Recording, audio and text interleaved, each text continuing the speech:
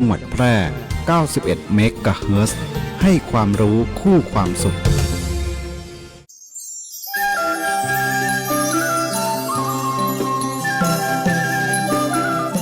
เก้ายางแก่สุดโสมเสียหายคือผลผลิตน้อยการยางแห่งประเทศไทยสนับสนุนปลูกแตนไร่ละ 16,000 บาทแก่เกษตรกรที่ขึ้นทะเบียนกับกยท.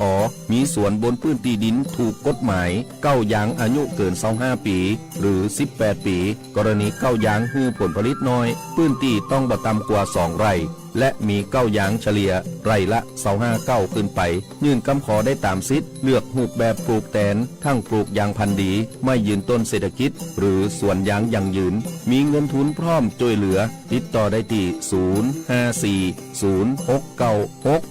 054-069-605การยางแห่งประเทศไทยจังหวัดแพร่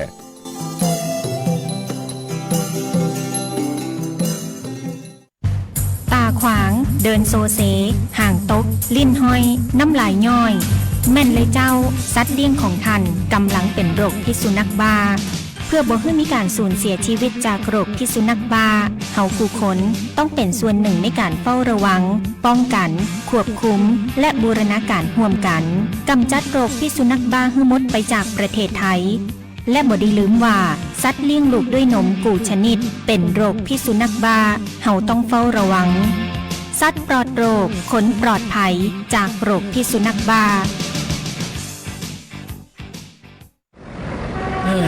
รถมาติดอย่างกันนักกันนะรถขยับขยื่นเลยฮันดูซ้ายว่างแซงไปเลยไทยอย่าดีโอ้แซงซ้ายบ่ได้เนอะนั่นมันไหลตางนะเฮาบ่ฮู้นะว่าแซงขึ้นไปแล้วเนี่ยจะปะอีหยังพ่อตึงรถถีบรถเครื่องคนเดินเท้ารถติดจอดลุเหรอสัตว์เลี้ยงแหมก็ว่ากองวัสดุต่างๆมันเสี่ยงต่อการเกิดอุบัติเหตุนะจ้าเข้าใจแล้วจ้าบ่แซงก็ได้ขับรถมีน้ำใจรักษาวินัยจราจรด้วยความปรารถนาดีจากสถานีวิทยุกระจายเสียงแห่งประเทศไทยจังหวัดแพร่กรมประชาสัมพันธ์ขับขี่ปลอดภัยเมืองไทยไร้อุบัติเหตุด้วยความห่วงใยจากสถานีวิทยุกระจายเสียงแห่งประเทศไทยจังหวัดแพร่ FM 91 เมกะเฮิรตซ์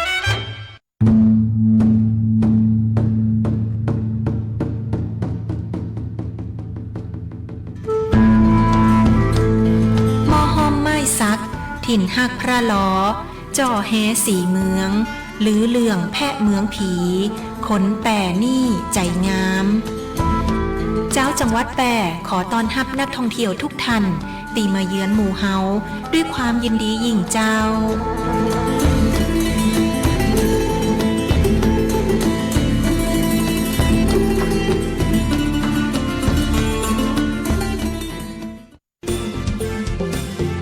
คุณกำลังฟังสวท.แพร่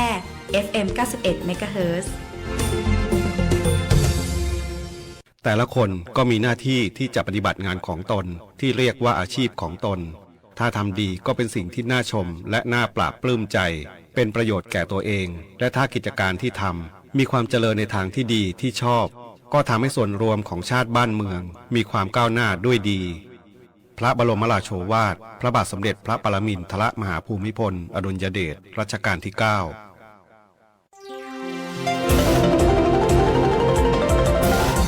วิทยุแห่งประเทศไทยให้ความรู้คู่ความสุข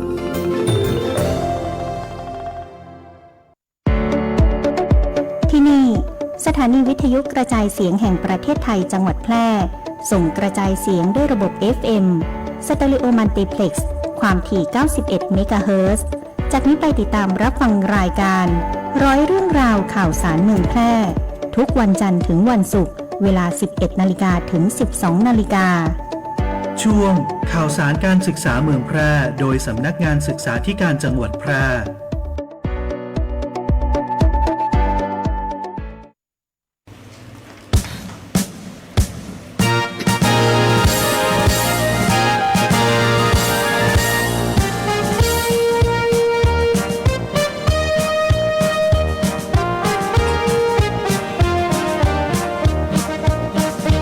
สำนักงานศึกษาธิการจังหวัดแพร่สิทธิแน่วแน่บริการการศึกษาครับ ค่ะ ค่ะสวัสดีค่ะท่านผู้ฟังที่เคารพทุกท่านกลับมาพบกันเช่นเคยนะคะกับรายการร้อยเรื่องราวข่าวสารเมืองแพร่ช่วงข่าวสารการศึกษาเมืองแพร่โดยสำนักงานศึกษาธิการจังหวัดแพร่ค่ะเช่นเคยค่ะดิฉันกนกวรรณมลินักวิชาการศึกษาชำนาญการเป็นผู้ดำเนินรายการค่ะวันนี้ได้รับเกียรติจากท่านศึกษาธิการจังหวัดแพร่ท่านสุทินจันทรวรเชษฐ์มาร่วมรายการด้วยค่ะสวัสดีค่ะครับสวัสดีครับครับสวัสดีครับท่านพ่อแม่พี่น้องผู้ปกครองนักเรียนนะครับแล้วก็ผู้รับชมและรับฟังทางบ้านนะครับวันนี้ก็ถือว่าเป็นสัปดาห์ที่3แล้วนะครับของการเปิดภาคเรียนที่1นะครับปีการศึกษา2568นะครับก็ยังมีความสำคัญนะครับในเรื่องต่างๆวันนี้เราก็จะมีหลายเรื่องนะครับที่จะแจ้งให้กับทางท่านผู้ปกครองท่านผู้ชมท่านผู้รับฟังทางบ้านนะครับในเรื่องของเช้านี้มีเหตุการณ์ที่สำคัญนิดหนึ่งนะครับเกิดอุบัติเหตุเหตุการณ์อุบัติเหตุเกิดขึ้นนะครับกับนักเรียนเขาเรียกว่านักศึกษานะครับของอาชีวศึกษาแพร่นะครับก็สาเหตุส่วนหนึ่งก็น่าจะเกิดอุบัติเหตุมอเตอร์ไซค์หลุดเข้าไปในรถ6 ล้อนะครับก็ตอนนี้ก็อยู่ที่โรงพยาบาลนะครับของแพร่อันนี้ก็ส่วนหนึ่งนะครับก็อยากจะฝากไปยังทุกท่านนะครับว่าถ้าเรามีลูกหลานนะครับก็การขับขี่ก็ควรแนะนำให้เขาเวลาขับรถในตัวเมืองนะครับก็ให้ใช้ความระมัดระวังปฏิบัติตามกฎจราจรแล้วก็สวมหมวกนิรภัยนะครับหมวกกันน็อกนะครับให้ถูกต้องนะครับแล้วก็ขับอย่างระมัดระวังก็เชื่อมั่นว่าอุบัติเหตุก็จะไม่เกิดขึ้นนะครับคราวนี้ก็ทางทีมงานหน่วยงานทางการศึกษานะครับทางผู้อำนวยการวิทยาลัยอาชีวศึกษาแพร่นะครับพร้อมด้วยกับคุณครูที่ปรึกษาของน้องนะครับก็ไปร่วมให้กำลังใจกับผู้ปกครองนะครับขอให้น้องหายป่วยนะครับหายบาดเจ็บทุเลาลงนะครับกลับคืนมาสู่ปกติตามเดิมนะครับอันนี้ก็ฝากพวกเราไว้นะครับช่วยกันดูบุตรหลานของท่านนะครับการขับขี่รถจักรยานยนต์ต่างๆเนี่ยให้ใช้ความระมัดระวังครับผมค่ะโดยเฉพาะจังหวัดแพร่ของเรานะคะเด็กที่โตขึ้นมาสักหน่อยทำใบขับขี่รถจักรยานยนต์ได้ส่วนใหญ่จะสัญจรในการมาเรียนมาสถานศึกษาโดยการใช้รถจักรยานยนต์นะคะแล้วก็ช่วงนี้ฝนเริ่มมาแล้วนะคะใช่ครับถูกต้องครับโดยเฉพาะเช้านี้ก็มีฝนปล่อยลงมาความถนนลื่นนะคะเพราะว่าเสี่ยงมีนะคะเพราะฉะนั้นความระมัดระวังต้องระมัดระวังกันเป็นพิเศษเป็นพิเศษเลยครับเพราะว่าฤดูฝนเนี่ยบางทีแตะเบรกทีหนึ่งรถอาจจะลื่นถลายนะครับอาจจะเกี่ยวข้องกับอุปกรณ์ในของรถอย่างเช่นยางรถจักรยานยนต์อาจจะหมดสภาพไปนะครับอันนี้ก็ช่วยกันตรวจนะครับดูสภาพรถด้วยขับขี่อย่างช้าๆนะครับไม่ต้องใช้ความเร็วมากนะครับค่ะช่วงเวลารีบเร่งนะคะช่วงเช้าที่เด็กนักเรียนมาโรงเรียนแล้วก็ผู้ใหญ่ของเราทั้งส่งบุตรหลานมาที่โรงเรียนด้วยแล้วก็ในส่วนของเดินทางไปทำงานด้วยนะคะเพราะฉะนั้นการสัญจรการใช้รถใช้ถนนนะคะผู้ใหญ่หรือว่ารถยนต์นะคะก็อาจจะต้องระมัดระวังเป็นพิเศษนะคะช่วงเวลาเช้าอาจจะรีบแต่ว่าก็ต้องระมัดระวังความรีบก็ต้องมีความระมัดระวังด้วยมันจะมีชั่วโมงเร่งด่วนแล้วก็ให้ใช้ความระมัดระวังเป็นพิเศษนะครับรวมทั้งผู้ปกครองด้วยนะครับผู้ปกครองท่านผู้ชมทางบ้านที่ใช้รถใช้ถนนก็โปรดซึ่งช่วงนี้เป็นช่วงฤดูฝนก็ใช้ความระมัดระวังนะครับโดยเฉพาะการขึ้นภูเขาขึ้นดอยนะครับก็ระมัดระวังนะครับค่ะเหตุเกิดขึ้นได้ตลอดเวลาช่วงเสี้ยววินาทีนะคะก็ชีวิตเปลี่ยนได้เพราะฉะนั้นก็ฝากระมัดระวังทั้งผู้ใช้รถใช้ถนนเองแล้วก็ท่านผู้ปกครองนะคะก็อาจจะต้องย้ำเตือนบุตรหลานกันเป็นพิเศษนะคะช่วงนี้นะคะขับรถด้วยความระมัดระวังนะคะใช้รถใช้ถนนด้วยความระมัดระวังเพื่อที่จะป้องกันไม่ให้เกิดอุบัติเหตุขึ้นนะคะค่ะท่านศึกษาคะมาพูดถึงเรื่อง แนวทางที่ทางสำนักงานคณะกรรมการการศึกษาขั้นพื้นฐานนะคะได้แจ้ง5แนวทางสำคัญให้กับสถานศึกษาในสังกัดของสำนักงานคณะกรรมการการศึกษาขั้นพื้นฐานกระทรวงศึกษาธิการนะคะในเรื่องของการย้ำเตือนให้ทางสถานศึกษาปฏิบัตินะคะเพื่อที่จะให้สถานศึกษามีความพร้อมนะคะเปิดเรียนด้วยความปลอดภัยนะคะมี5แนวทางที่สำคัญด้วยกันนะคะขออนุญาตเริ่มไปที่เรื่องแรกก่อนก็คือเรื่องของความปลอดภัยของสถานศึกษาอันนี้เน้นเป็นพิเศษนะคะครับใช่ครับทางกระทรวงเราเน้นเป็นพิเศษนะคะเน้นดูแลในเรื่องของสวัสดิภาพของเด็กนักเรียนนะคะทั้งในแล้วก็นอกเวลาเรียนด้วยครับนี่แหละครับคือข้อนี้แหละครับที่ตอนเช้าทำไมศึกษาธิการจังหวัดเมื่อได้รับรายงานแล้วทำไมถึงออกไปผมก็ลงพื้นที่ทันทีไปดูความดูแลสวัสดิภาพของเด็กนะครับเด็กไม่ว่านักเรียนนักศึกษานะครับทั้งภายในภายนอกภายนอกครับถ้าภายในก็เป็นหน้าที่ของสถานศึกษานะครับเด็กอุบัติเหตุอย่างเงี้ยนะครับเราในฐานะที่ผู้เกี่ยวข้องในหน่วยงานทางการศึกษานะครับสิ่งใดที่ช่วยประสานได้ดูแลสวัสดิภาพได้นะครับก็เราก็ต้องรีบไปที่เกิดเหตุสอบถามข้อมูลเบื้องต้นแล้วก็ส่งไปที่โรงพยาบาลนะครับแล้วก็สุดท้ายก็ตอนช่วงวันนี้ครับบ่ายๆผมก็จะรายงานเข้าทางกรุ๊ปไลน์นะครับของท่านปลัดกระทรวงศึกษาธิการท่านรัฐมนตรีว่าการกระทรวงศึกษาธิการให้ท่านทราบนะครับที่ในกลุ่มไลน์ของศึกษาธิการจังหวัดทั่วประเทศนะครับว่ามีเหตุการณ์ที่ไม่ปลอดภัย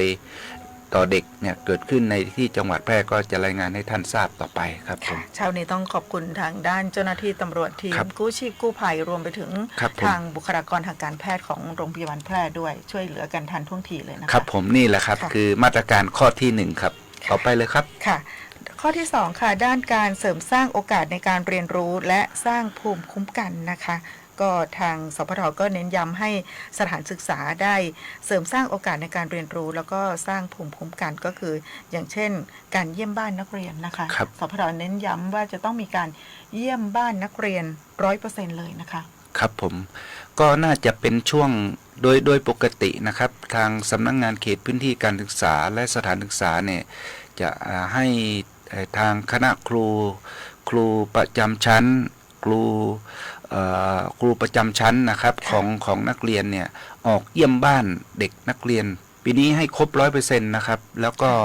เอาข้อมูลที่ไปเยี่ยมบ้านของเด็กแต่ละชั้นนั่นนะมาวิเคราะห์นะครับวิเคราะห์เพื่อให้การช่วยเหลือนะครับแนะนำช่วยเหลือนะครับเด็กแล้วก็ยังเป็นการรู้จักเด็กเป็นรายบุคคลด้วยนะครับก็จะสามารถช่วยเหลืออันนี้เขาเรียกว่าระบบดูแลช่วยเหลือนักเรียนนะครับหากคุณครูประจำชั้นไม่รู้จักเด็กแต่ภายนอกแต่เบื้องหลังลึกๆภายในครอบครัวเขาเป็นยังไงบ้างนี่ก็จะทำให้การช่วยเหลือดูแลเด็กไม่ทั่วถึงนะครับครับผมดูแลอย่างรอบด้านนะคะรอบด้านครับ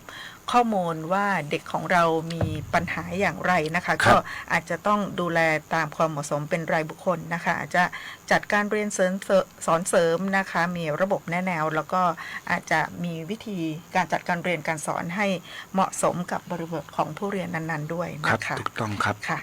แนวทางที่3นะคะก็คือด้านการสร้างเครือข่ายและการสร้างความร่วมมือนะคะให้สถานศึกษาได้ประสานความร่วมมือกับหน่วยงานในพื้นที่นะคะทั้งในระดับจังหวัดอำเภอตำบลแล้วก็ชุมชนนะคะเพื่อที่จะ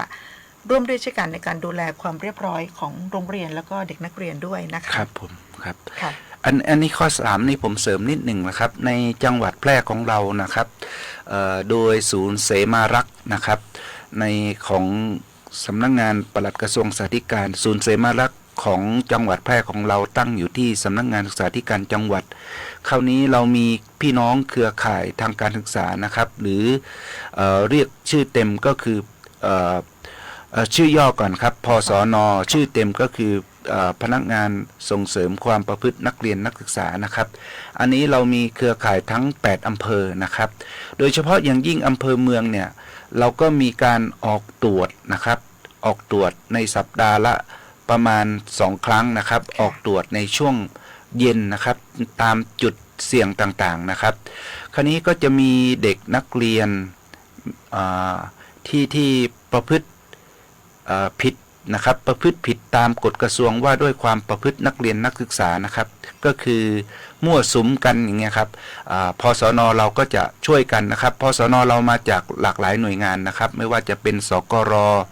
อาชีวะนะครับสำนักงานเขตพื้นที่การศึกษานะครับทั้ง3เขต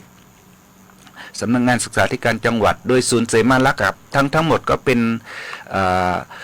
เจ้าหน้าที่ในศูนย์เสมารักษ์นะครับร่วมกันออกตรวจแล้วก็เมื่อพบเด็กกระทำความผิดตามกฎกระทรวงว่าด้วยความประพฤตินักเรียนนักศึกษานะครับเราก็เรียกมาสอบถามอบรมสั่งสอนนะครับแล้วก็เรียกให้ผู้ปกครองมารับตัวเด็กไปอย่างนี้นะครับในสัปดาห์ที่ผ่านมานะครับก็ได้รับการร้องเรียนจากผู้ปกครองนะครับผ่านไปยังทางท่านผู้ว่าราชการจังหวัดนะครับว่ามีเด็กมั่วสุมทางศูนย์เสมารักษ์ของเราก็ได้ดำเนินการตรวจสอบแล้วก็ออกตรวจนะครับซึ่งก็พบจริงๆแล้วก็ได้ดำเนินการตามบทบาทหน้าที่ของพสน.นะครับก็คือการอบรมนะครับว่ากล่าวตักเตือนแล้วก็แจ้งให้ผู้ปกครองมารับตัวไปเพื่ออบรมสั่งสอนต่อไปนะครับหรือแจ้งให้กับผู้บริหารสถานศึกษานะครับแล้วก็รายงานให้ท่านผู้ว่าทราบเป็นระยะครับอันนี้ก็เป็นการสร้างเครือข่ายความร่วมมือร่วมกันนะครับระหว่างหน่วยงานทางการศึกษาในจังหวัดแพร่ของเรานะครับแต่คราวนี้ในแต่ละอำเภอเนี่ยเราก็ขณะนี้เรากำลังสร้างเครือข่ายในแต่ละอำเภอในการออกตรวจนะครับออกตรวจในจุดเสี่ยงต่างๆนะครับของแต่ละอำเภอซึ่งมีแผนการออกตรวจอยู่แล้วนะครับตรงนี้อันนี้ก็ถือว่าเราได้ตอบสนองนโยบายของสพท.นะครับสำนักงานคณะกรรมการการศึกษาขั้นพื้นฐานหรือของท่านรัฐมนตรีว่าการกระทรวงศึกษาธิการนะครับอันนี้คือมาตรการข้อที่3นะครับค่ะก็ตอนนี้ในการอบรมเจ้าหน้าที่พสน.ของสำนักงานศึกษาธิการจังหวัดแพร่ช่วงที่ผ่านมาตอนนี้เราจะได้พสน.มาจากหลากหลายอย่างที่ท่านศึกษากล่าวไปนะคะตอนนี้เราจะเพิ่มในส่วนของฝ่ายปกครองด้วยนะคะที่เข้ารับการอบรมก็ร่วมด้วยช่วยกันทุกภาคส่วนนะคะค่ะพี่น้องประชาชนที่ทราบข้อมูลข่าวสารนะคะลูกหลานของเราอาจจะมีการประพฤตินอกลู่นอกทางไปบ้างนะคะก็แจ้งข้อมูลข่าวสารมาได้ที่ศูนย์เสมารักษ์ของทางสำนักงานศึกษาธิการจังหวัดแพร่นะคะร่วมด้วยช่วยกันนะคะหรือว่าแจ้งครูบาอาจารย์ก็ได้เรามีเครือข่ายที่จะส่งข้อมูลส่งต่อกันได้นะคะก็ดูแลลูกหลานของเราช่วงนี้ออกปฏิบัติหน้าที่กันแน่นเป็นพิเศษนะคะความถี่จะเยอะเป็นพิเศษค่ะแนวทางที่4นะคะก็คือ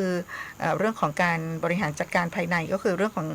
ด้านงบประมาณนะคะก็ให้มีการดำเนินการใช้จ่ายตามกรอบระยะเวลาที่กำหนดนะคะครับในประเด็นนี้ในมาตรการที่4นี้เป็นเรื่องของทางสำนักงานเขตพื้นที่การศึกษานะครับแล้วก็สถานศึกษาในเรื่องของการใช้จ่ายเงินนะครับให้เป็นไปตามกรอบระยะเวลาก็หมายความว่าช่วงนี้เป็นไตรมาสที่3นะครับอยู่ในไตรมาสที่3นะครับซึ่งของปีงบประมาณ2568นั่นหมายความว่าอย่างเช่นท่านผู้ปกครองที่มีนักเรียนอยู่เนี่ยนะครับในเรื่องของการใช้จ่ายเงินอุดหนุนทางการศึกษานะครับไม่ว่าจะเป็นถ้าเปิดภาคเรียนแรกก็ท่านผู้ปกครองก็จะได้รับเงินงบประมาณเป็นค่าเครื่องแบบนักเรียนนะครับหรืออีกอันหนึ่งก็คือได้รับงบประมาณเป็นค่าอุปกรณ์การเรียนนะครับตามแบบการแนวทางการใช้เงินอุดหนุนเรียนฟรี15 ปีนะครับอันนี้ทุกสังกัดก็ดำเนินการเบิกจ่ายอันนี้เขาให้อันนี้เป็นเรื่องของสถานศึกษาของเขตพื้นที่นะครับในเรื่องของการเบิกจ่ายงบประมาณอันนี้มาตรการที่4ครับต่อไปครับค่ะแนวทางที่5นะคะด้านแผนเผชิญเหตุนะคะให้ศึกษาได้มีการเตรียมความพร้อมรับมือเหตุและภัยพิบัติต่างๆทั้งก่อนแล้วก็ระหว่างรวมไปถึงหลังเกิดเหตุด้วยนะคะพร้อมกับเฝ้าระวัง ภัยต่างๆที่อาจจะเกิดขึ้นอาจจะมาจากเรื่องของ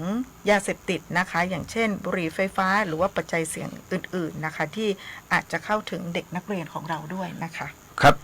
ในส่วนมาตรการที่5นี่เป็นสิ่งที่หน่วยงานนะครับหน่วยงานทางการศึกษารวมทั้งสถานศึกษานะครับขณะนี้มีหลายจังหวัดละที่เขาทำแผนเผชิญเหตุเนื่องจากว่าในรอบปีที่ผ่านมาครับท่านผู้ชมผู้ฟังทางบ้านครับว่ามันมีเกิดเขาเรียกว่าภัยพิบัตินะครับภัยพิบัติมีอะไรบ้างเช่นอุทกภัยนะครับภัยพิบัติธรรมชาติแล้วก็แผ่นดินไหวอย่างเงี้ยนะครับที่เกิดมาแล้วก็ภัยอีกอันหนึ่งก็คืออัคคีภัยนะครับอันเนี้ยสิ่งหนึ่งที่มันเกี่ยวข้องกับชีวิตประจำวันที่พี่น้องประชาชนรวมทั้งนักเรียนจะต้องซึ่งเจอเนี่ยจะต้องเป็นการฝึกซ้อมว่าถ้าหากเกิดเหตุการณ์อย่างนี้ขึ้นเนี่ยนักเรียนคุณครูจะมีวิธีการแก้ไขปัญหาอย่างไรนะครับเช่นเมื่อวานนี้ที่ผมเห็นอีกจังหวัดหนึ่งก็ซ้อมแผนเผชิญเหตุในเรื่องของการแผนซ้อมอัคคีภัยนะครับการเกิดอัคคีภัยในอาคารเรียนแล้วก็แผ่นดินไหวอย่างเงี้ยครับก็เห็นเด็กน้อยพากันมุดไปที่เก้าอี้โต๊ะนะครับก็เป็นการเนี่ยครับเป็นการฝึกซ้อมไว้นะครับปีที่แล้วนี่จังหวัดแพร่ของเรานะครับถ้าผมจำได้ผมก็เป็นผู้ที่ได้รับผลกระทบเช่นกันอุทกภัยครับเมื่อวันที่ปีนี้ฝนมาไวตั้งแต่คืน22สิงหาคม2567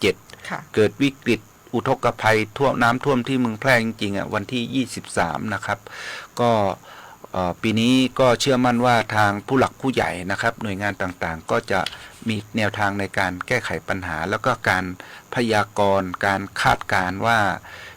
คงน่าจะไม่มีเหตุการณ์อย่างนี้เกิดขึ้นนะครับค่ะโดยเฉพาะพื้นที่เสี่ยงนะคะสถานศึกษาที่อาจจะอยู่ในใกล้กับลำห้วยถูกต้องครับเรื่องน้ำป่าเพราะว่ามาเร็วไปเร็วจริงๆครับผมก็อาจจะต้องมีการซักซ้อมแผนเผชิญเหตุให้กับเด็กๆนิดนึงเพราะบางทีการอิ่มตัวนะคะของการรับน้ำนะคะจะเกิดขึ้นตอนไหนเราไม่ทราบเพราะฉะนั้นก็ทางสถานศึกษาที่อยู่ในจุดเสี่ยงนะคะอาจจะต้องมีแผนเผชิญเหตุให้กับเด็กๆนะคะเตรียมความพร้อมในการรับมือเหตุที่อาจจะเกิดขึ้นด้วยนะคะครับผมทีนี้ก็จะมีในส่วนของนอกจาก5แนวทางนี้แล้วนะคะทางสพท.ก็ได้แจ้งว่าหากเกิดเหตุจำเป็นนะคะหากเกิดเหตุจำเป็นต้องลงโทษนักเรียนนะคะขอให้คุณครูยึดหลักจรรยาบรรณและเคร่งครัดปฏิบัติตามระเบียบของกระทรวงศึกษาธิการนะคะซึ่งกำหนดโทษที่จะลงโทษแก่นักเรียนหรือนักศึกษาที่กระทำความผิดไว้4มาตรการที่สำคัญก็คือ1ไปตั้งแต่เบาไปจนหนักนะคะท่านศึกษาก็คือ1การว่ากล่าวตักเตือน2ทำทันบน3ตัดคะแนนความประพฤติและ4จัดกิจกรรมเพื่อปรับเปลี่ยนนะคะแล้วก็ที่สำคัญที่สุดนะคะห้ามมิให้ใช้ความรุนแรงกลั่นแกล้งหรือลงโทษในลักษณะที่ทำให้นักเรียนรู้สึกอับอายอย่างเช่นการตัดผมนักเรียนหน้าชั้นเรียนซึ่งขัดต่อแนวทางการคุ้มครองสิทธิเด็กนะคะสิทธิเด็กอันนี้คือตัวอย่างนะคะท่านครับผมค่ะผมนำเรียนนิดหนึ่งที่ท่านผอ.กนกวรรณได้นำเรียนแจ้งไปเนี่ยนะครับอันนี้มันเป็นระเบียบกระทรวงศึกษาธิการว่าด้วยการลงโทษนักเรียนนะครับปัจจุบันนี้นะครับระเบียบนี้ก็คือมีมาตั้งแต่ปี2548นะครับก็คือโทษนักเรียนนี่มีอยู่4สถานนะครับก็คือว่ากับคือพูดง่ายๆครับก็คือไม่ให้ตีเด็กนะครับก็คือเบาที่สุดก็คือว่ากล่าวตักเตือนทำทันบนตัดคะแนนความประพฤติแล้วก็บำเพ็ญประโยชน์นะครับเขาไม่ให้ลงโทษเด็กด้วยการตีนะครับโทษ4สถานนี้มีเป้าหมายเดียวกันครับก็คือเพื่ออบรมสั่งสอนนะครับเพื่อการอบรมสั่งสอนการตีไม่ให้ตีเด็กนะครับเพราะฉะนั้นแล้วเนี่ยสิ่งหนึ่งเมื่อเด็กกระทำความผิดนะครับก็ต้องใช้มาตรการจากเบา ใช้อยู่4มาตรการเนี่ยครับก็คือว่ากล่าวตักเตือนทันบนตัดคะแนนความประพฤติแล้วก็บำเพ็ญประโยชน์นะครับอันนี้อยากจะนำเรียนชี้แจงให้กับทางผู้ปกครองได้รับทราบนะครับค่ะก็เน้นย้ำให้คุณครูของเราได้ยึดหลัก ตัวนี้ครับ นะคะเพื่อที่จะใช้วิธีในการดูแลเด็กๆของเราด้วยวิธีการทำโทษที่ยึดหลักจรรยาบรรณยึดหลักครับครับผมหลักระเบียบกระทรวงสาธารณสุขนี้นะครับใช้วิธีนี้ในการกล่อมเกลาของเด็กๆของเรานะคะอีกส่วนหนึ่งที่ทางสพท.เน้นย้ำมาก็คือย้ำให้สถานศึกษาปฏิบัติตามมติของคณะรัฐมนตรีเมื่อวันที่23มกราคม2567ที่ยกเว้นให้ครูไม่ต้องอยู่เวรโดยเด็ดขาดนะคะผู้บริหารต้องไม่ใช้ถ้อยคำหรือคำสั่งในลักษณะใกล้เคียงอย่างเช่นเวรความปลอดภัยหรือว่าเวรสมัครใจนะคะซึ่งอาจจะเข้าข่ายสุ่มเสี่ยงขัดต่อมติของคณะรัฐมนตรีนะคะอันนี้ก็คือแนวทางที่ให้สถานศึกษาปฏิบัติที่ทางสำนักงานคณะกรรมการการศึกษาขั้นพื้นฐานได้เน้นย้ำมานะคะครับค่ะอีกเรื่องหนึ่งขออนุญาตสั้นๆนะคะก่อนที่จะปิดเบรกในช่วงนี้ก็คือตอนนี้ที่มาพร้อมกับเรื่องของการเปิดภาคเรียนนะคะก็คือในส่วนของโรคติดต่อต่างๆนะคะตอนนี้ข่าวสารในส่วนของโรคติดต่อค่อนข้างจะมีเพิ่มมากขึ้นนะคะสถานการณ์ในส่วนของตอนนี้ไข้หวัดใหญ่โควิดนะคะเริ่มกลับมาอีกแล้วนะคะแล้วก็การที่เราเปิดเรียนแล้วก็เด็กนักเรียนของเราไปรวมตัวกันอยู่เยอะๆนะคะทางสถานศึกษานะคะก็ขอให้มีระบบคัดกรองเด็กนักเรียนนะคะก่อนที่จะเข้าสู่สถานศึกษานะคะหรือว่าถ้าหากเด็กมีอาการนะคะก็อาจจะแยกเด็กป่วยแล้วก็ดูแลเด็กในเบื้องต้นนะคะครับผมครับค่ะขออนุญาตพักเบรกกันสักครู่ช่วงหน้ากลับมาติดตามข้อมูลข่าวสารกันต่อค่ะ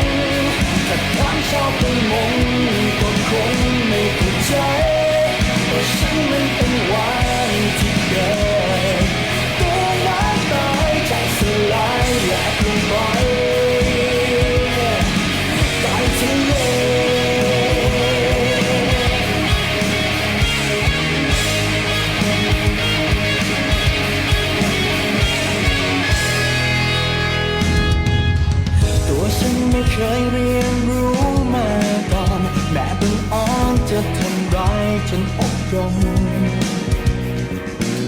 ดวงใจของฉันช่างแสนระบมด้วยพิษร้ายที่ทำลายจากปากเธอปากบอกว่ารักใจบอกว่าแค่สุดท้ายไม่เหลือแรง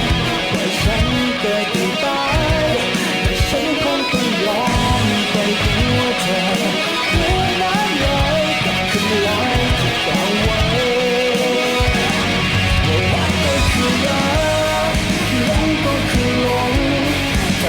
ชอบเป็นงงก็คงไม่เข้าใจว่าฉันมันเป็นวันที่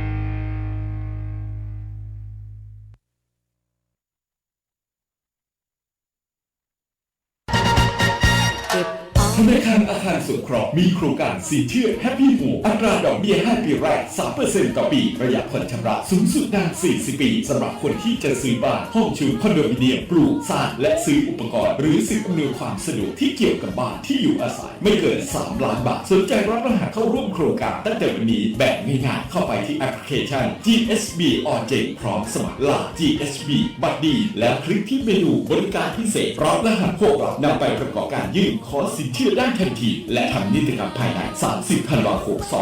2567 หรือโทรสอบถาม 054-621-490-5 ธนาคารอาคารสงเคราะห์ทำให้คนไทยมีบ้านสักบ้านคอยเราให้เข้าไปอยู่ดูแลผู้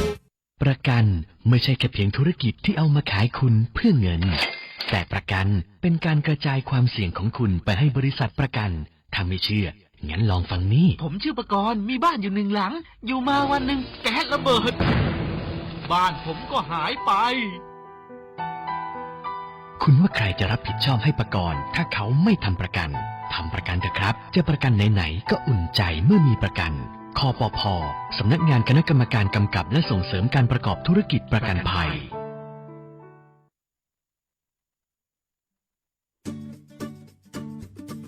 โรงพยาบาลชุมชนการแพทย์แผนไทยและการแพทย์ทางเลือกองค์การบริหารส่วนจังหวัดแพร่เปิดให้บริการดูแลสุขภาพนวดพอกอกนวดรักษาแผนไทย90 นาทีนวดแผนไทยนวดเท้าประคบร้อนบรรเทาอาการปวดเมื่อยคลายกล้ามเนื้อข้อเข่าสมุนไพรรักษาข้อฝืดข้อเข่าเสื่อมข้อนิ้วข้อเท้าลดอาการปวดด้วยสมุนไพรเปิดให้บริการในทุกวันจันทร์อบไอน้ำสมุนไพรรักษาระบบทางเดินหายใจกระตุ้นการไหลเวียนของโลหิตลดการปวดเมื่อยกล้ามเนื้อขับน้ำข่าวปลาแม่หลังคลอดเปิดให้บริการในทุกวันอังคารบรรเทาอาการปวดเมื่อยคลายกล้ามเนื้อผู้มาใช้บริการให้นำบัตรประจำตัวประชาชนมาด้วยทุกครั้งใช้สิทธิ์เบิกจ่ายตรงข้าราชการสิทธิ์ประกันสังคมหรือสิทธิ์บัตรทองในจังหวัดแพร่สิทธิ์รัฐวิสาหกิจหรือชำระเงินสดติดต่อจองคิวรับบริการเวลา 8:30 นาทีถึง 16:30 นาทีเว้นวันหยุดนักขัตฤกษ์โทร 054-523-338-9จากสภาพอากาศที่แปรปรวนทำให้เกิดภัยพิบัติต่างๆทางธรรมชาติเพื่อเตรียมความพร้อมรับมือกับสถานการณ์ที่อาจจะเกิดขึ้นประชาชนควรเฝ้าระวังติดตามข้อมูลข่าวสารจากหน่วยงานภาครัฐที่เชื่อถือได้ดูแลตนเองและบุคคลในครอบครัวต้องการความช่วยเหลือด่วนแจ้งเหตุมาที่กองอำนวยการป้องกันและบรรเทาสาธารณภัยจังหวัดแพร่โทร 054-533-680 หรือสายด่วนปพ 1784ส่วนราชการที่เกี่ยวข้องอำเภอองค์กรปกครองส่วนท้องถิ่นในจังหวัดแพร่พร้อมเข้าให้การช่วยเหลือทันทีปรารถนาดีจากผู้ว่าราชการจังหวัดแพร่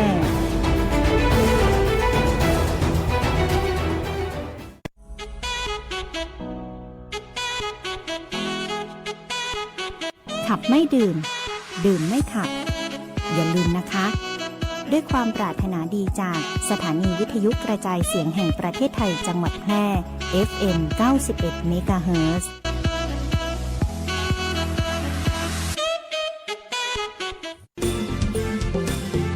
คุณกำลังฟังสวท.แพร่ FM 91 เมกะเฮิรตซ์ ค่ะต้อนรับท่านผู้ฟังเข้าสู่ช่วงที่2ของช่วงข่าวสารการศึกษาเมืองแพร่นะคะเมื่อวันที่ 20 พฤษภาคม 2568 นะคะสัปดาห์ที่แล้วนะคะท่านศึกษาธิการจังหวัดแพร่ท่านสุทินจันทรวรเชษฐ์ได้ร่วมงานแถลงข่าวการเปิดปฏิบัติการป้องกันและแก้ไขปัญหายาเสพติดอย่างเร่งด่วนของจังหวัดแพร่นะคะโดยมีท่านสมชัยเลิศประสิทธิพันธ์ท่านผู้ว่าราชการจังหวัดแพร่นะคะเป็นประธานนะคะที่ห้องประชุมจดหมายเหตุนะคะครับผมก็ จังหวัดแพร่นะครับโดยท่านผู้ว่าราชการจังหวัดนะครับได้นำหน่วยงานที่เกี่ยวข้องนะครับไม่ว่าจะเป็นสาธารณสุขนะครับสาธารณสุขจังหวัดนะครับท่านปลัดจังหวัดนะครับท่านนายกอบจ.นะครับแพร่ท่านผู้บังคับการตำรวจภูธรจังหวัดแพร่นะครับแล้วก็กอรมน.นะครับก็ได้เปิดปฏิบัติการในเรื่องของ การป้องกันและแก้ไขปัญหายาเสพติดอย่างเร่งด่วนของจังหวัดแพร่นะครับซึ่งหน่วยงานทุกหน่วยงานนะครับจะต้องร่วมบูรณาการในการป้องกันแล้วก็ปราบปรามนะครับในการแก้ไขปัญหายาเสพติดนะครับในส่วนของกระทรวงศึกษาธิการนะครับได้รับมอบหมายส่วนหนึ่งก็คือการสร้างภูมิคุ้มกันนะครับให้กับเด็กนักเรียนนักศึกษานะครับในจังหวัดแพร่ของเรานะครับซึ่งอันหนึ่งนะครับที่ทางกระทรวงศึกษาธิการได้มอบหมายภารกิจให้ทางกระทรวงศึกษาธิการหน่วยงานที่เกี่ยวข้องนะครับหน่วยงานทางการศึกษาที่เกี่ยวข้องให้ใช้สถานศึกษาสีขาวนะครับเป็นตัวเดินเรื่องนะครับเดินเรื่องก็คือขับเคลื่อนโครงการสถานศึกษาสีขาวนะครับในเรื่องของซึ่งมีอยู่5มาตรการนะครับ5มาตรการที่สำคัญก็คือการสร้างภูมิรู้นะครับในเรื่องของความรู้การรณรงค์นะครับในเรื่องของพิษภัยของยาเสพติดนะครับแล้วก็โครงการอีกโครงการหนึ่งที่สำคัญที่ตอนนี้ทางของตำรวจภูธรจังหวัดแพร่นะครับของผู้บังคับการตำรวจภูธรจังหวัดแพร่ในเรื่องของการส่งตำรวจนะครับเข้าไปอบรมให้ความรู้ในการป้องกันแก้ไขปัญหายาเสพติดให้กับสถานศึกษานะครับหรือที่เรารู้จักกันง่ายๆก็คือครูแดนะครับทุกปีนะครับอันนี้คือเข้าไปในส่วนสถานศึกษาอื่นๆรวมทั้งวิไลอาชีวะเทคนิคต่างๆนะครับของสังกัดอาชีวะสกรนะครับเราก็ใช้โครงการสถานศึกษาสีขาวเป็นตัวขับเคลื่อนนอกจากนั้นนะครับที่ประชุมก็ในเรื่องของการออกตรวจนะครับโดยใช้พสน.นะครับที่ผมนำเรียนไปแล้วนะครับช่วยกันออกตรวจป้องกันนะครับแต่ไม่ได้ปราบปรามป้องกันก็คือช่วยเหลือเด็กที่มีความเสี่ยงต่อการประพฤติผิดนะครับตามกฎกระทรวงเนี่ยมั่วสุมกันหรือใช้สารเสพติดหรือบุหรี่ไฟฟ้าเนี่ยทางพสน.เราก็จะออกไปตรวจนะครับเพื่อให้เด็กนั้นประพฤติตนให้ถูกต้องนะครับอันนี้คือหน้าที่ของพสน.ส่วนหนึ่งนะครับส่วนหลักๆก็คือการให้สร้างภูมิคุ้มกันนะครับโดยเอาสถานศึกษาสีขาวร่วมมือทางหน่วยงานทางการศึกษาทุกหน่วยนะครับในการป้องกันดูแลเด็กอันนี้นอกสถานศึกษาส่วนในสถานศึกษาก็เป็นหน้าที่ของโรงเรียนนะครับที่จะต้องใช้กระบวนการบูรณาการเขาเรียกว่าบูรณาการในเรื่องของการแก้ไขปัญหายาเสพติดเอาไปบูรณาการในกลุ่มสาระวิชาพื้นฐานนะครับหรือสาระวิชาเพิ่มเติมนะครับในสถานศึกษานั้นนะครับซึ่งเราทุกองคาพยพนะครับก็ต้องช่วยกันคุณครูผู้บริหารสถานศึกษาในสถานศึกษานั้นๆก็ทำหน้าที่ส่วนนั้นส่วนข้างนอกก็เป็นหน่วยงานที่ระดับเหนือสถานศึกษาขึ้นไปโดยศูนย์เสมาลักษณ์ก็เข้าไปออกตรวจสอบติดตามรวมทั้งถ้าจะให้ประสบความสำเร็จที่อย่างดีก็คือการได้รับความร่วมมือจากพี่น้องประชาชนนะครับพี่น้องประชาชนรวมทั้งผู้ปกครองนะครับที่ได้แจ้งเบาะแสว่ามีเด็กหรือนักศึกษามารวมกลุ่มณจุดที่เสี่ยงจุดที่สาธารณะหรือในบ้านพักต่างๆนี่ท่านก็สามารถแจ้งนะครับแจ้งมายังที่ศูนย์เสมาลักษณ์ของเราได้นะครับหรือแจ้งสถานศึกษาหรือแจ้งสำนักงานเขตพื้นที่การศึกษาหรือสำนักงานสกร.จังหวัดหรือสำนักงานอาชีวะหรือวิไลเทคนิคอาชีวะก็ได้นะครับก็สามารถแจ้งช่องทางได้หรือทางฝ่ายปกครองก็ได้นะครับอันนี้เราก็วัตถุประสงค์หลักก็คือการป้องกันนะครับป้องกันให้กับนักเรียนนักศึกษาและบุตรหลานของท่านนั้นให้ปลอดภัยปลอดจากยาเสพติดเป็นสำคัญนะครับวันนั้นก็ได้แถลงร่วมกับทางท่านผู้ว่าทางสาธารณสุขจังหวัดปลัดจังหวัดนะครับนายกอบจ.ที่จะช่วยกันนะครับเพื่อไม่ให้เด็กและเยาวชนของจังหวัดแพร่ของเรานั้นต้องมาถูก ทำลายด้วยยาเสพติดนะครับพวกเราต้องช่วยกันป้องกันและก็แก้ไขโดยกระทรวงสาธารณสุขก็มีหน้าที่ในการสร้างภูมิคุ้มกันอยู่แล้วแล้วก็หน้าที่ป้องกันครับผมค่ะก็บทบาทหน้าที่สำคัญของทางกระทรวงศึกษาธิการของเรานะคะเราไม่ได้ปราบปรามแต่ว่าเป็นการสร้างภูมิคุ้มกันนะคะเฝ้าระวังป้องกันป้องปรามไม่ให้เกิดปัญหายาเสพติดกับเด็กแล้วก็เยาวชนของเรานะคะร่วมด้วยช่วยกันนะคะซึ่งในส่วนของจังหวัดแพร่ของเรานะคะปีที่ผ่านมาปี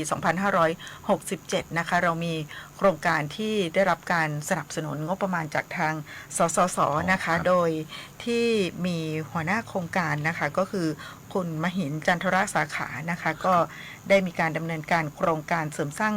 ความตระหนักรู้การป้องกันภัยเครื่องดื่มแอลกอฮอล์บุหรี่ไฟฟ้าแล้วก็ปัจจัยเสี่ยงอื่นๆที่อาจจะเกิดขึ้นในโรงเรียนนะคะโดยมีกลุ่มเป้าหมายเป็นสถานศึกษาที่จัดการเรียนการสอนในระดับมัธยมศึกษาของทุกสังกัดในจังหวัดแพร่ของเราทั้งหมด23แห่งด้วยกันนะคะปีที่แล้วนะคะก็ได้ดำเนินการนะคะในส่วนของเบื้องต้นนะคะในการเสริมสร้างความรู้ความเข้าใจภัยที่อาจจะเกิดขึ้นนะคะปี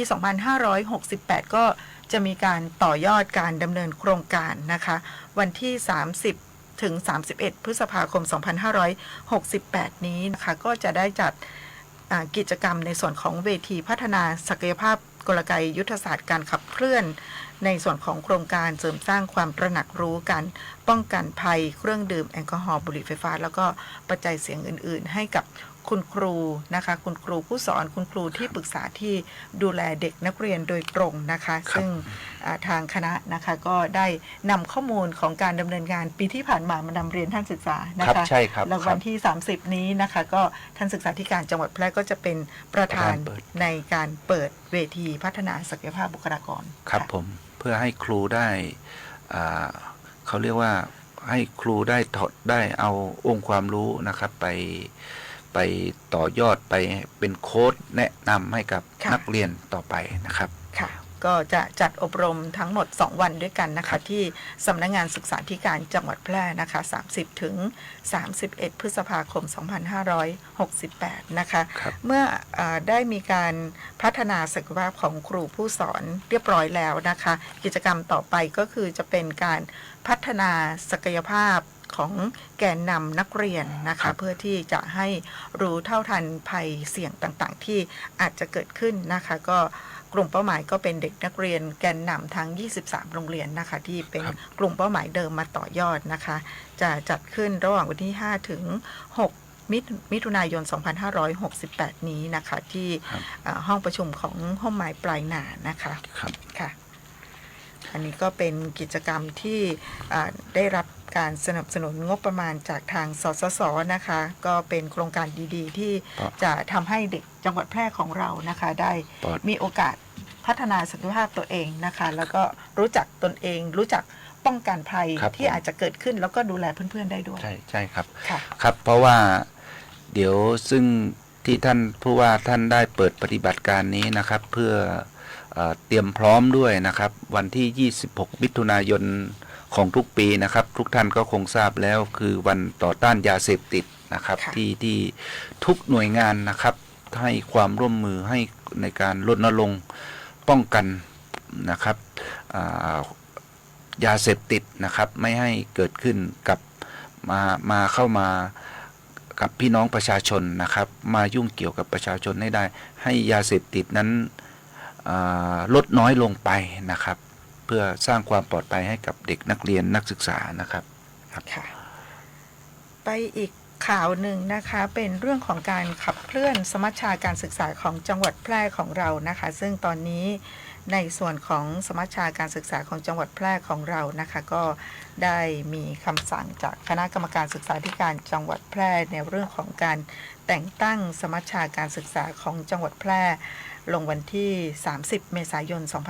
2568 โดยท่านผู้ว่าราชการจังหวัดแพร่ประธานกรรมการศึกษาธิการจังหวัดแพร่เรียบร้อยแล้วนะคะครับสัปดาห์ที่แล้วท่านศึกษาธิการจังหวัดแพร่พร้อมด้วยผู้อำนวยการ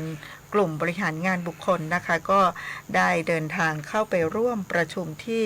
จังหวัดพิษณุโลกนะคะในเรื่องของการยกระดับกลไกการมีส่วนร่วมสมัชชาสภาการศึกษาระดับภูมิภาคนะคะ ครั้งที่3นะคะเมื่อวันที่23พฤษภาคมที่ผ่านมา ครับผมส่วนหนึ่งนะครับที่ได้ไปประชุมตัวนี้นะครับท่านอดีตเลขาสพทนะครับก็คือท่านดร.บุญลักษณ์ยอดเพชรนะครับท่านตอนนี้ท่านก็คือเป็นประธานคณะกรรมการสมัชชาการศึกษาจังหวัดพิษณุโลกนะครับอดีตท่านก็เป็นเลขาธิการคณะกรรมการอาชีวศึกษาอดีตคณะกรรมการการศึกษาขั้นพื้นฐานนะครับปัจจุบันก็เป็นคณะกรรมการในคณะกรรมการการศึกษาขั้นพื้นฐานนะครับหรือกปท.ท่านได้ให้แนวคิดว่าสมัชชาการศึกษาที่แต่ละจังหวัดที่จะจัดตั้งขึ้นมานั้นจะต้องเป็นการคิดนอกกรอบนะครับก็คือ think outside the box นะครับก็คือการจัดตั้งนั้นจะต้องมีภาคีเครือข่ายไม่ว่าจะเป็นภาครัฐและเอกชนภาคประชาชนนะครับในการร่วมคิดร่วมหารือร่วมพัฒนาร่วมสนับสนุนการจัดการศึกษาในทุกมิตินะครับกล่าวคือเราต้องร่วมมือทำนะครับอันดับแรกก็คือการแต่งตั้งคณะกรรมการขับเคลื่อนนะครับแต่งตั้งคณะกรรมการสมัชชาการศึกษาจังหวัดขึ้นมานะครับเพื่อเมื่อขึ้นมาแล้วก็สามารถหยิบประเด็นเอาปัญหาการศึกษาในพื้นที่นะครับเอามาพิจารณาเรียงลำดับความสำคัญก่อนเราจะเล่นเรื่องไหนนะครับโดยเฉพาะปัญหาการศึกษาในเชิงพื้นที่นั้นมีปัญหาอย่างหลากหลายนะครับก็อยู่ที่ประชุมนะครับว่าจะหยิบยกประเด็นในเรื่องของคุณภาพการศึกษาหรือเรื่องของความเหลื่อมล้ำทางการศึกษานะครับอย่างเช่นเด็กที่หลุดออกจากนอกระบบนะครับไม่ได้เข้ามาศึกษาในระบบอย่างนี้เป็นต้นนะครับอีกประเด็นหนึ่งที่ทางจังหวัดแพร่ของเราที่กำลังแต่งตั้งมาแล้วเนี่ยกำลังถกกันก็คืออีกภารกิจหนึ่งก็คือว่าทางโดยคณะกรรมการมีความคิดเห็นส่วนหนึ่งก็คือว่าจะนำเอาจังหวัดแพร่ของเรานะครับหน่วยงานทางการศึกษาจังหวัดแพร่ของเราเข้าสู่เป็นจังหวัดพื้นที่นวัตกรรมทางการศึกษานะครับเพื่อว่าโดยมีเป้าประสงค์อยู่มีวัตถุประสงค์อยู่4ข้อนะครับที่เป็นหลักสำคัญก็คือว่าสถานศึกษาทุกแห่งนะครับมีวิธีการ best practice ที่ปฏิบัติดีเลิศหรือนวัตกรรมที่เป็นเด่นเนี่ยเอามาที่คิดค้นขึ้นมาแล้วก็สามารถยกผลสำลิดทางการเรียนให้กับผู้เรียนได้อันนี้คือวัตถุประสงค์ของการจัดตั้งพื้นที่นวัตกรรมขึ้นมาเราอยากจะให้เป็นอย่างนั้นว่าจังหวัดแพร่นั้นให้มีคุณภาพแล้วก็มีนวัตกรรมวัตถุประสงค์ที่2ก็คือว่าส่วนหนึ่งก็คือเพื่อลดความเหลื่อมล้ำทางการศึกษานะครับว่าโรงเรียนสถานศึกษาที่อยู่ในเมืองนอกเขตในชนบทในพื้นที่จังหวัดแพร่ของเรานั้นอย่างน้อยจะต้องเด็กทุกคนต้องเข้ารับการศึกษาอย่างมีคุณภาพนะครับอันนี้หลักการอันข้อที่2นะครับวัตถุประสงค์ข้อที่3ก็คือในเรื่องของการกระจายอำนาจให้กับสถานศึกษาในเรื่องของ4กลุ่มงานนะครับก็คือการบริหารงานวิชาการมีอิสระนะครับมีอิสระวิชาการการบริหารการเงินงบประมาณนะครับการบริหารงานบุคคลนะครับแล้วก็การบริหารงานทั่วไปมีอิสระเหนือกว่าสถานศึกษาที่เป็นปกตินะครับโดยมีกฎหมายรองรับตัวเนี้ยครับพรบพื้นที่นวัตกรรมนะครับที่ช่วยและสุดท้ายก็คือกลุ่มงานบริหารงานทั่วไปซึ่งให้อำนาจสถานศึกษาที่เป็นจังหวัดที่เป็นสถานศึกษานำร่องนะครับแต่เราจะขอเข้าเป็นจังหวัดพื้นที่นวัตกรรมให้สามารถบริหารจัดการ4กลุ่มงานนี้ได้ง่ายขึ้นสะดวกรวดเร็วขึ้นนะครับอันนี้วัตถุประสงค์ข้อที่3แล้วก็วัตถุประสงค์ข้อที่4ก็คือการให้มีภาคีเครือข่ายเข้ามามีส่วนร่วมในการจัดการศึกษาในสถานศึกษานั้นๆในพื้นที่นั้นเพื่อให้มันสอดคล้องกับวัตถุประสงค์ที่พื้นที่นวัตกรรมที่ผมนำเรียนไปแล้วครับ4ข้อนะครับเพราะมันก็สุดท้ายก็จะส่งผลต่อการมีคุณภาพ ของผู้เรียนในจังหวัดของเราครับอันนี้คือหลักๆเป็นอย่างนี้นะครับขณะนี้จังหวัดแพร่ของเราแต่งตั้งไปแล้วขณะนี้ก็อยู่ในขั้นตอนของการคัดสรรประธานสมัชชาการศึกษานะครับเป็นคนนอกนะครับเป็นคนนอกที่มีความสนใจทางการศึกษาแล้วก็พร้อมที่จะร่วมขับเคลื่อนพัฒนาการศึกษาในพื้นที่จังหวัดแพร่ของเราตามประเด็นปัญหาที่กรรมการสมัชชาเนี่ยได้หยิบยกขึ้นมาในการขับเคลื่อนงานครับอันนี้หลักๆคือเป็นอย่างนี้นะครับครับก็จะเป็นวัตถุประสงค์แล้วก็บทบาทหน้าที่สำคัญที่ทางสมัชชาการศึกษาของจังหวัดแพร่ท่านจะได้ขับเคลื่อนแล้วก็ดำเนินการครับผมซึ่งจะเกิดขึ้นเร็วๆนี้นะคะค่ะดูเวลาแล้วก็คงจะต้องขออนุญาตนำรายการจากลาท่านผู้ฟังท่านผู้ชมไปก่อนนะคะยังมีข่าวสารที่น่าสนใจอีกหลายเรื่องนะคะขออนุญาตเป็นสัปดาห์หน้านะคะจะได้นำมาเล่าให้กับท่านผู้ฟังท่านผู้ชมได้รับฟังรับชมกันนะคะวันนี้เวลาของช่วงข่าวสารการศึกษาเมืองแพร่หมดลงแล้วนะคะต้องขอบพระคุณท่านศึกษาธิการจังหวัดแพร่นะคะวันนี้มาร่วมรายการนะคะแล้วก็มีข้อมูลข่าวสารแวดวงการศึกษามากมายนะคะมาฝากท่านผู้ฟังค่ะวันนี้นำรายการจากลาท่านผู้ฟังท่านผู้ชมไปก่อนค่ะสวัสดีค่ะครับสวัสดีครับ